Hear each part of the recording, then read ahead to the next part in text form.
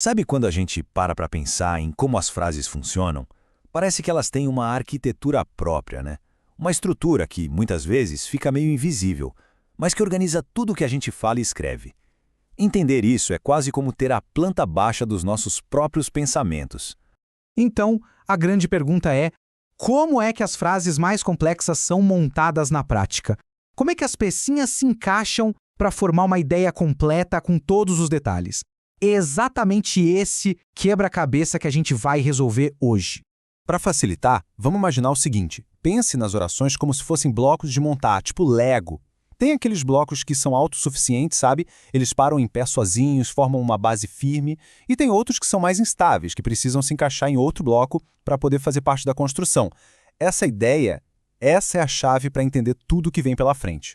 E essa metáfora nos leva direto para a primeira grande divisão do nosso mapa. Na gramática, todas as orações pertencem a duas grandes famílias: as independentes e as dependentes. Vamos conhecer cada uma delas. E tá aqui o pulo do gato, a grande divisão. De um lado, a gente tem as orações com independência sintática, que a gente chama de coordenadas. Pensa nelas como adultas, sabe? Cada uma tem vida própria, tem sentido completo. Do outro lado, ficam as subordinadas, que têm dependência sintática. Elas são como peças que precisam se conectar a uma oração principal para fazerem sentido.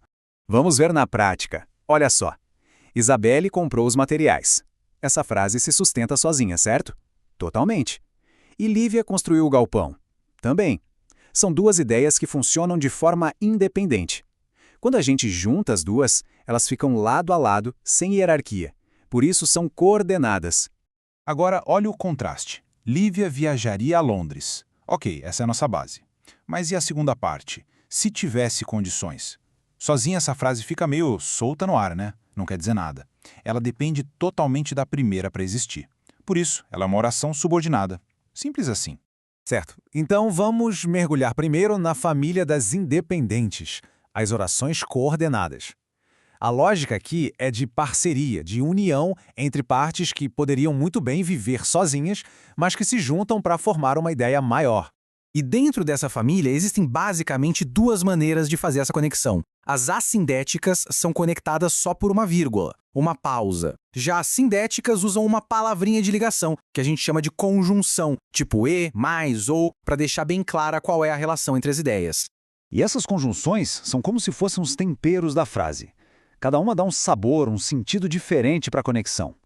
Uma conjunção aditiva, por exemplo, vai somar ideias. A adversativa vai criar um contraste. A alternativa vai dar uma escolha. A conclusiva, como o próprio nome já diz, aponta um resultado. E a explicativa, bem, ela dá uma justificativa. São 5 tipos de relação que mudam tudo. Olha só como a conjunção cria uma tensão na história. Ele estava sozinho naquela casa imensa. A gente já imagina a solidão, né? Tristeza. Aí vem o mas, que quebra essa expectativa e traz uma ideia totalmente oposta. Essa é a força de uma relação adversativa. E aqui, ó, atenção a um detalhe que costuma ser uma bela pegadinha. A palavra pois. O lugar onde ela aparece na frase muda completamente o sentido dela. Se ela vem antes do verbo, ela está dando uma explicação. Se vem depois do verbo, geralmente entre vírgulas, ela vira uma conclusão. É um baita exemplo de como a arquitetura da frase altera o significado. Bora agora para outra grande família, a das subordinadas. Se as coordenadas eram sobre a união de iguais, aqui a história é outra. É sobre dependência, sobre função. Cada oração subordinada tem um emprego. Ela trabalha para a oração principal, exercendo um papel muito específico. E esses papéis, esses empregos, se dividem em 3 grandes categorias. Uma oração subordinada pode funcionar como se fosse um substantivo, um adjetivo ou um advérbio dentro da estrutura maior da frase. Vamos dar uma olhada em cada uma dessas funções.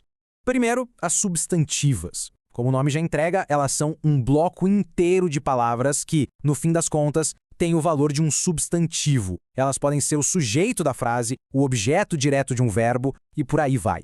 E aqui tem um macete sensacional para identificar essas orações. O truque do isso. Tenta pegar a oração inteira e trocar pela palavra isso. Se a frase continuar fazendo sentido, bingo, é uma oração substantiva. Olha o exemplo. Muitos economistas previram que o desemprego aumentaria. A gente pode trocar a segunda parte por isso, né? Muitos economistas previram isso. Funciona perfeitamente. Beleza. Em seguida, vêm as adjetivas. A função delas é bem clara. Dar uma característica, qualificar um nome que já apareceu na oração principal. E a grande pista para achar essas orações são os pronomes relativos, como que, o qual, cujo.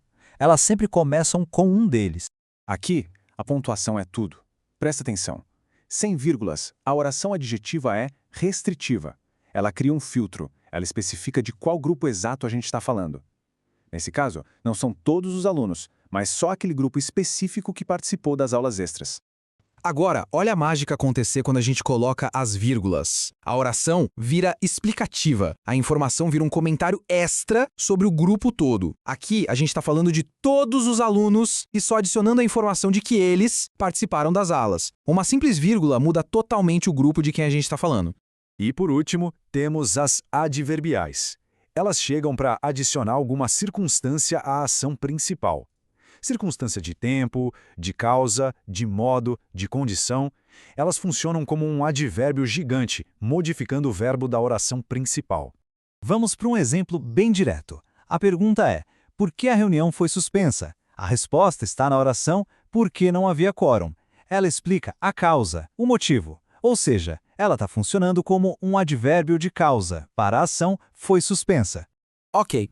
A gente passou por toda essa classificação, nomes, regras, exemplos, mas no fim das contas, a coisa mais importante não é sair por aí decorando tudo isso. A verdadeira chave para entender a estrutura das frases está em outro lugar.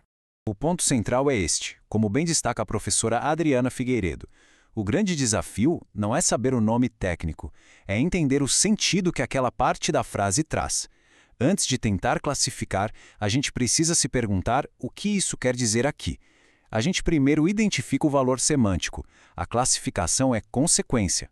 Entender essa arquitetura toda nos dá poder. O poder de se expressar com mais clareza, de construir argumentos mais fortes e, claro, de apreciar a beleza e a complexidade da nossa língua. Então, a pergunta que fica é: agora, com essas ferramentas em mãos, que novas ideias a gente pode construir?